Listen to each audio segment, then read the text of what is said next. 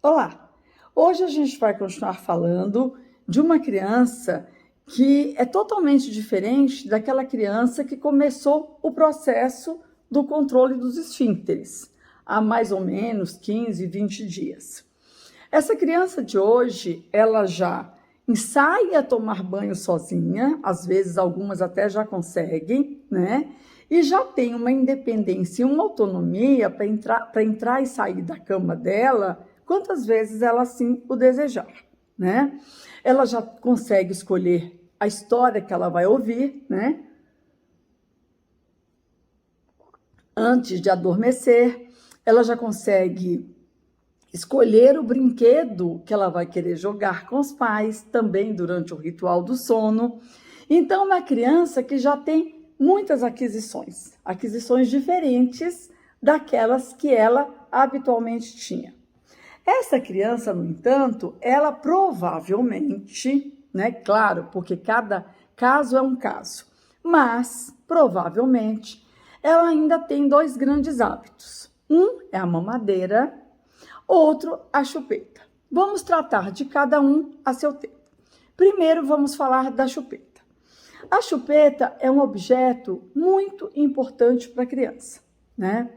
Ele tem um nome em inglês de pacifier e é um nome extremamente adequado. Por quê? Porque ela tem o objetivo, o propósito de fato, acalmar a criança, né? E isso por quê? Porque a criança, quando nasce, ela nasce com uma necessidade de sucção, de succionar. Quando ela mama só no peito, ela satisfaz essa necessidade, porque tirar o leite do peito é um trabalho difícil, que cansa toda essa musculatura orofacial, né? Então a criança, de fato, tanto é que ela mama, descansa, porque, de fato, ela se cansa, ela exercita toda essa parte aqui da face e da boca. Se, porventura, a criança tem uma alimentação que integra mamadeira e peito, o que ocorre? Quando a criança mama na mamadeira, para ela tirar o leite da mamadeira é mais fácil. Porque, por menor que seja o buraquinho da mamadeira, é mais fácil tirar o leite do que no peito. Então, a criança ainda ficaria com crédito de succionadas que ela teria que dar. Por quê?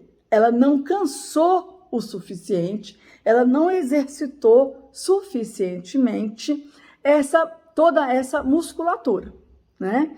Então, normalmente, ou ela tem uma chupeta, ou ela vai levar a mão toda, a boca, ou às vezes um dedo, ou às vezes até um pano, né?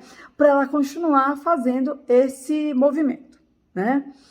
Os pais têm que procurar que chupeta é o mais adequado para a criança, porque cada criança é uma chupeta, cada peito de mãe, cada bico do peito de mãe é um bico de peito de mãe, e a chupeta tem que ser o mais parecida possível com o mamilo, né? Com o bico do peito da mãe.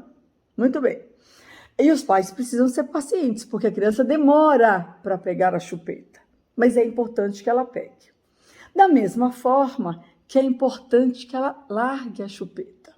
Só que nós não temos condições de fazer a criança largar a chupeta. Porque não vale dar para o Papai Noel, não vale dar para o bezerro, não vale jogar para o macaco quando vão passear no zoológico. Não vale. Porque a criança é que tem que largar a chupeta espontaneamente. O que os pais podem fazer para contribuir com isso? Muito bem, muitas coisas. A primeira coisa, a chupeta, ela não deve ser usada como uma muleta para compensar uma frustração, aquela frustração que a gente já falou, né? Quando a criança não tem determinada coisa, ou quando o adulto a impede de fazer uma coisa que ela estava achando bárbaro, e o adulto vai lá e, né, creu. Então, a chupeta, a criança chora, a mãe não pode falar, pega a sua chupeta. Não.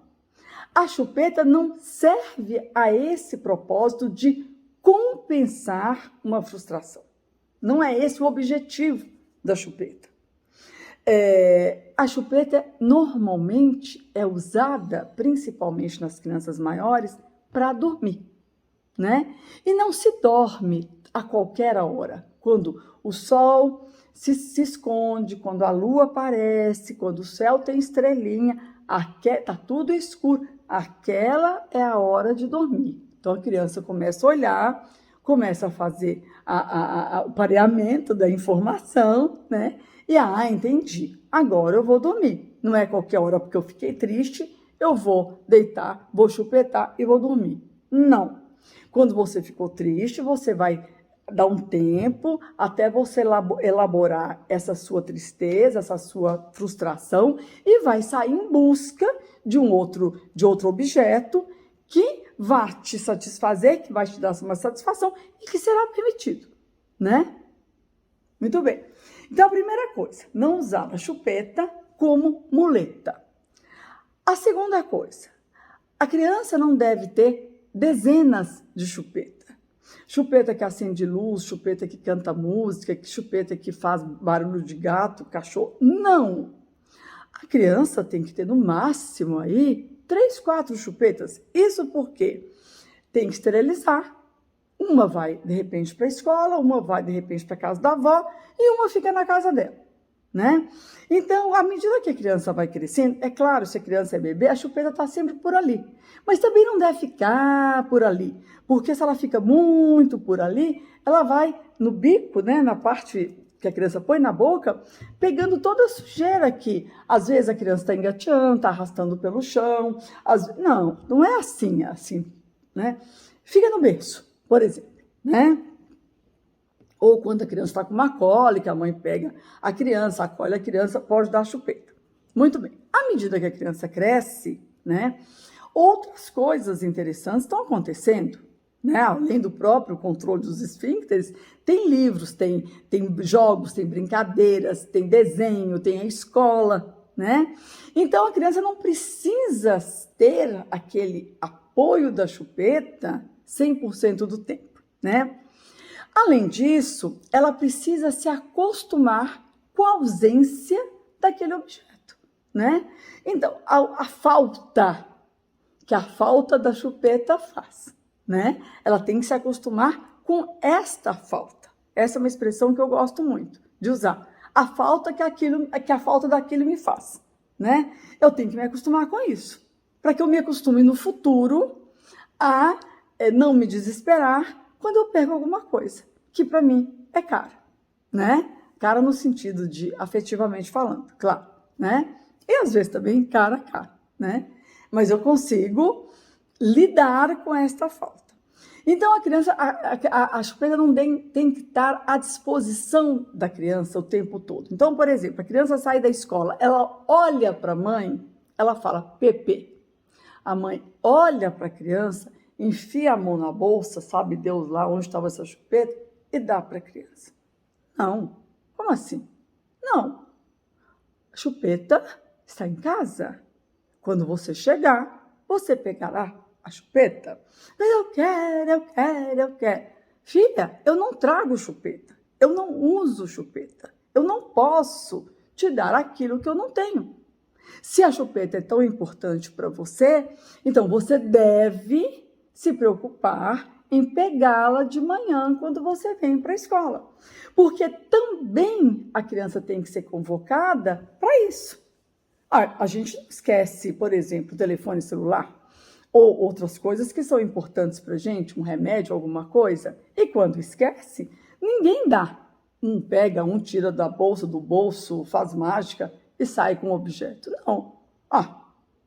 Então, fica sem, né? Da próxima vez, não vai esquecer.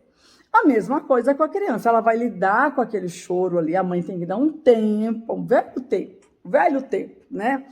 Da criança entender, né? Entender aquela perda, entender aquela falta, entender aquela ausência, trabalhar com a questão do que a mãe não está ali o tempo todo cuidando da necessidade dela, trabalhar com a questão que ela é importante se envolver com as questões dela, que é importante ela se envolver com as questões dela, né? Nossa, tô crescendo, né? Isso acontece, né? Aí vai para casa, de repente até dorme no carro e passa sem chupeta. Ótimo. Passou sem chupeta, a mãe não tem que chegar em casa, acordar a criatura e pôr a chupeta na boca. Não. Que bom, ficou uma noite sem chupeta, né? Porque no futuro a chupeta terá que sair. Não tem outra alternativa. A chupeta terá que sair, né? Então, é importante que a criança aprenda a lidar com a falta da chupeta. Outra coisa, então, além da mãe não sugerir que a criança use a chupeta sempre, não pode ter chupetas disponíveis o tempo todo, né? E a mãe não tem que estar dando essa chupeta a tempo e a hora, tão logo a criança requisite ou necessite, tá bom? Na nossa próxima conversa, eu vou falar então sobre a mamadeira, tá? Até lá. Obrigada.